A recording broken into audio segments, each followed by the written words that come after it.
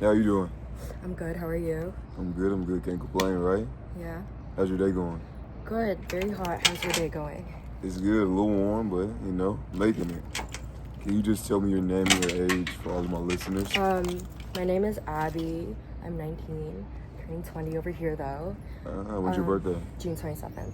Oh, so like one of our last days. Like yeah. the last full day. So that's exciting. Were there any other questions? So are you currently studying anywhere?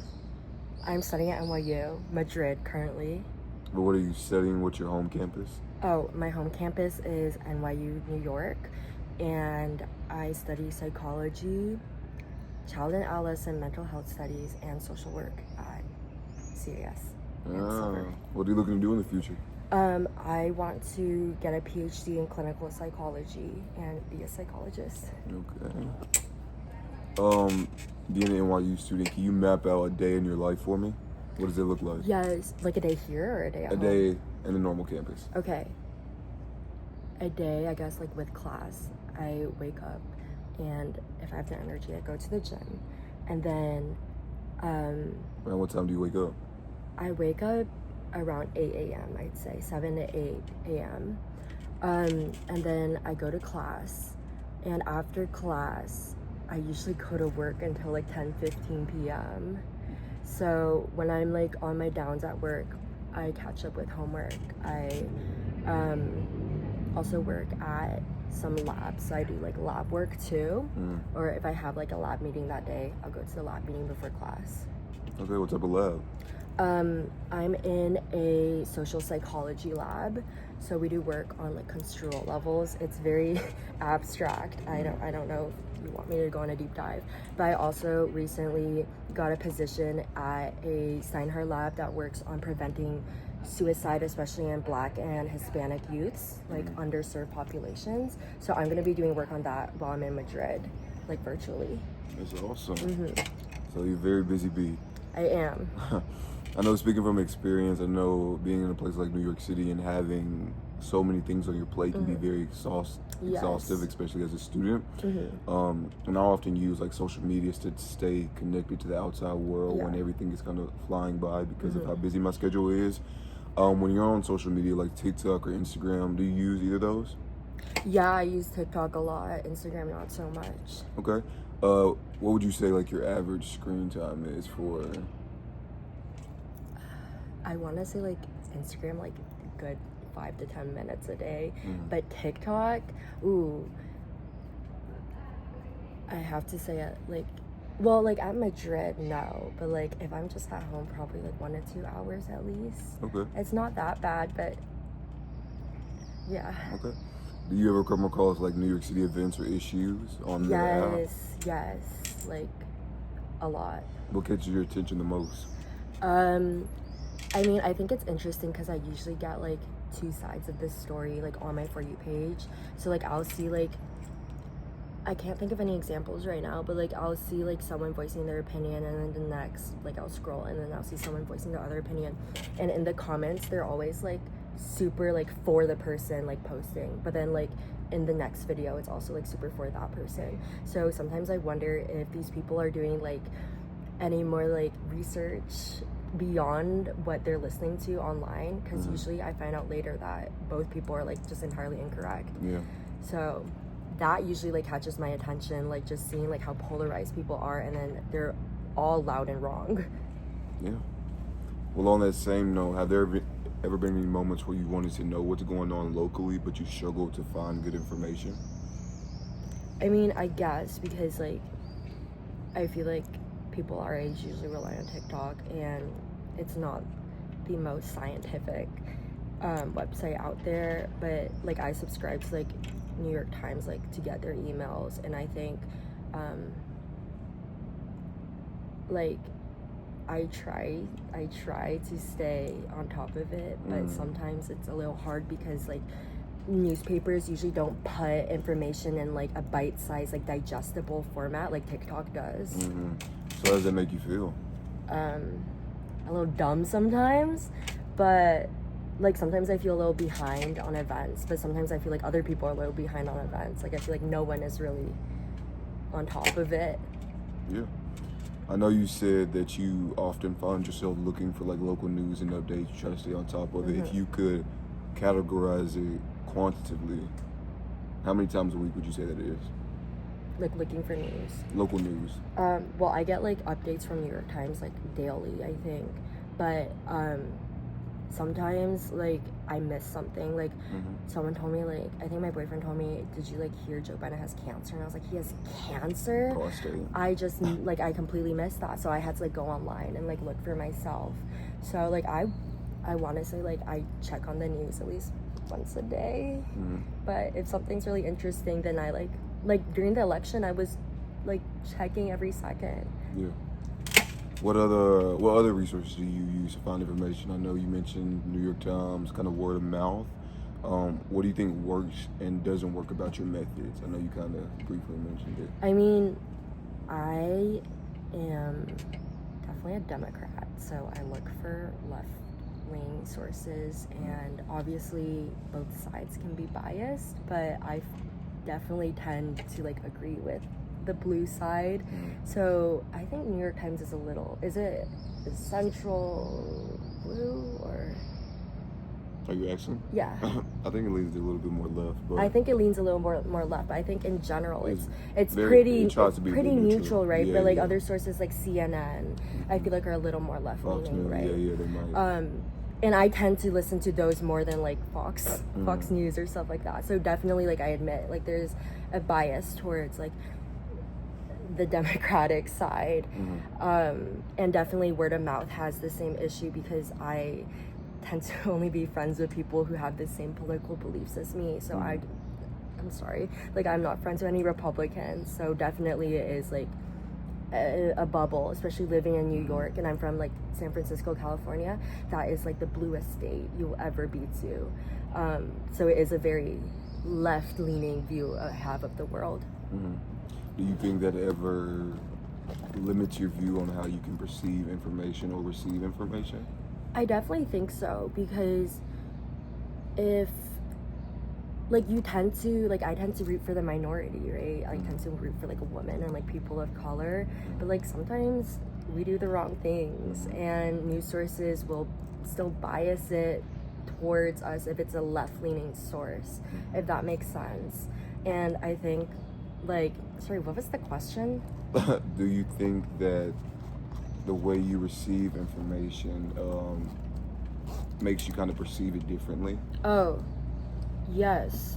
I mean, definitely, like, I fall into that bias. Like, I'm, like, biased towards my own people, I feel like, I guess. Of course, yeah. I mean, it's understandable. Can you remember a time where a short video or a post helped you learn something useful about New York City? And why do you think that it helped you? Okay, can I think? Yeah, of course, take your time. Oh my god, can I say like the time, do you remember freshman year, like last year? Are you? I'm a junior. I'm a rising senior. Sorry, I mean freshman year. Okay, sorry, I mean like 2 years ago. Okay. Where there was like a man going around punching girls in the face. Yeah, like, can I talk about that? Yeah, you can. I don't know if that's on topic, but like I was seeing those videos everywhere, and I was like, ooh, like I feel like that was just like a wake-up call, because it was like right around NYU campus, like in Washington Square Park, and then I was like seeing that kind of like wakes you up, and you're like, oh shit, like people, like news isn't just news, it's like things that happen to like people right next to me. So that definitely made me be on my guard. Do you think it's easier for you to find information about local events or global? Like on TikTok or? Yeah, or just personally. Sorry, I'm like the sun's in my face. I'd say it depends, because I have a ton of friends from California, obviously. So I hear a lot about news going on in California, but the news in California tends to be similar to news in New York in the way that we're all fighting for the same like political stance. We're all fighting for like the same democratic like stance, if that makes sense. But at the same time, we all have like our own issues in California versus New York. Like I know New York has Eric Adams, which is like interesting in itself. Mm-hmm. But I think it's like TikTok makes it easy. Sorry, tell me if I'm like on a tangent. You're okay. Like I'm I'm here to listen to you talk. TikTok makes it easy to find news because it finds where you are location wise, and it sends you things on your For You page that are like geographically close to you. Mm-hmm. So like when I'm in New York, I see more news about New York. When I'm in California, I see more news about California.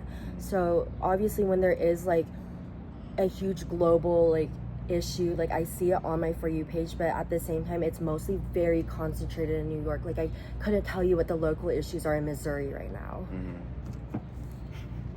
Okay, I mean, that's understandable. Relating to that, are there any important events in the community of New York City that you weren't aware of or didn't see at the time that may have been sent out through a traditional news outlet that would have helped you to know sooner if you had been tapped into that world? I guess I took a class called Asia's Revolutions last semester to fulfill one of my core credits. Mm-hmm. So it's not like a class I usually take.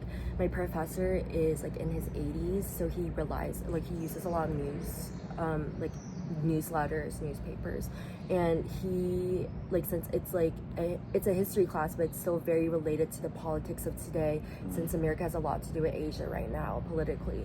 And he will send things like he would send emails to us being like, oh, like India and Pakistan has this going on right now, etc., etc. And I can't think of an example right now off the top of my head, but I would see these and there would be things like I wasn't aware of at all, but I only was made aware because a man in his 80s was more caught up to date. And these are things that, again, I said aren't that digestible, so they aren't things that you see on TikTok. So I think people like our age wouldn't have been aware, like I wouldn't have been aware at all if he wasn't emailing this to our class. It's a big notion to think about. Do you think, very obscure question, but do you think specifically that like the oversaturation of social media in our generation has influenced the way we can digest information? Yes, I definitely think so. I think people can only digest information when there's like Subway Surfers playing next to it, when it's very, very cut down. You see people online being like, sorry, am I talking too much? No, you see perfect. people online being like, oh, tell me about tariffs in like a girl way, like tell me it in girl math. But I'm like, girls, like we can understand big words too. Like I think that people see like a video over 1 minute and they scroll and they miss a lot of information. I'm guilty of that too. Like I have a short attention span, but TikTok has definitely made it so like we're not able to sit down and read a newspaper in its whole. If we don't understand something, we're searching up like, put it in dumb girl words, like just go, like let's just Google it, you know? In that same notion, is there anybody that you like, do you follow anybody who talks about the news or anything in that world? What about their content helps you connect with it? What about my content? What about their content helps me connect with what? Like the news that they share, because you just said how it's hard for us to digest news now because it can be a bit loftier. So sometimes we may need to explain it in girl words. Yeah. Is there anybody specifically that you follow who shares the news? This is like, I don't know if this is on topic, but I follow a content creator who kind of like exposes like drop shippers. Like a lot of people, you know what drop shipping is? So a lot of people will take, like they will buy in bulk, like maybe like a 1 cent product from China, and then they'll resell it saying they handmade it for like $40. So it's like kind of like over, you know, Etsy.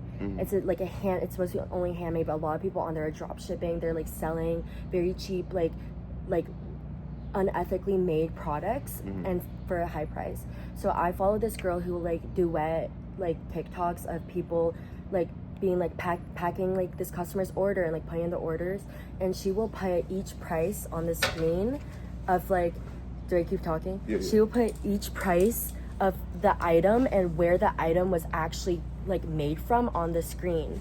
So you can, and then she adds up at the end, and she will add in like fun photos of a cat in there. And I love that because I'm like, I feel like she's giving us actual news. She's telling us like logistical things of how like where these things were made, and like what like things like white labeling are, which I won't explain because I don't entirely grasp it, but like business things, and she'll explain it in a way that doesn't seem like kind of degrading, but at the same time it's very like easy to digest. Okay. And what about local news? So the NYC community, are there any specific content creators that you follow within that realm?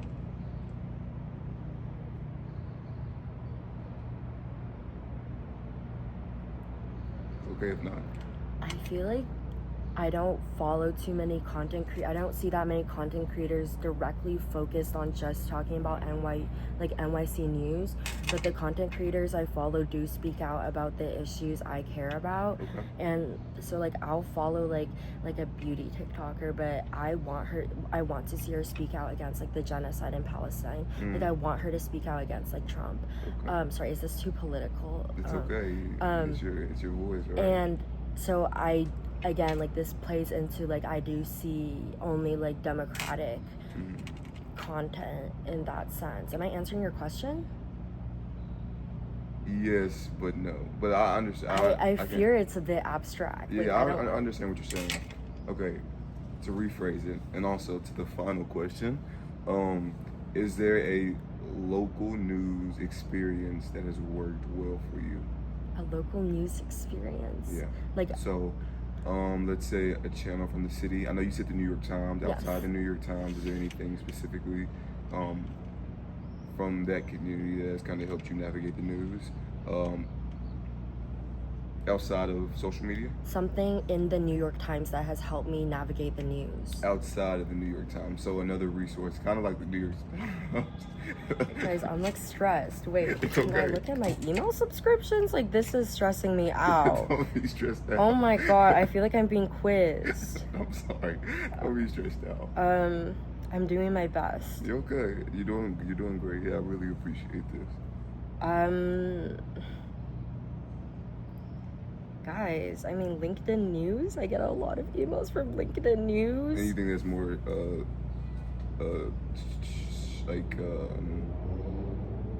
set in New York City? Anything news? that's more set in New York City? Ay Dios. Am I like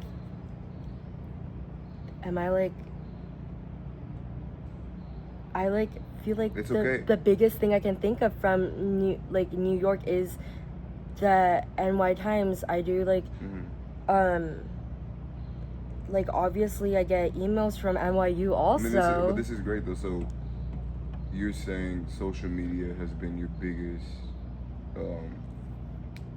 kind of resource when it comes to being informed about a lot of things happening locally? I honestly think so. Like, I think it is. Like, I guess the Wall Street Journal, I don't subscribe to that, but I know that's a New York-based, like, newspaper that I'll read occasionally. But if we're talking about, like, what I subscribe to, just the New York Times. Okay. Yeah. In New York. Okay.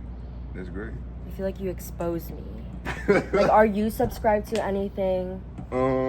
I'm subscribed to the New York Times. I try to do like a lot of smaller places, but not too many. And I also find a lot of my information from social media, which is my hypothesis. So yeah, so I confirmed your hypothesis. you did. But I knew I was going to. I was like, I'm sorry, I'm not sitting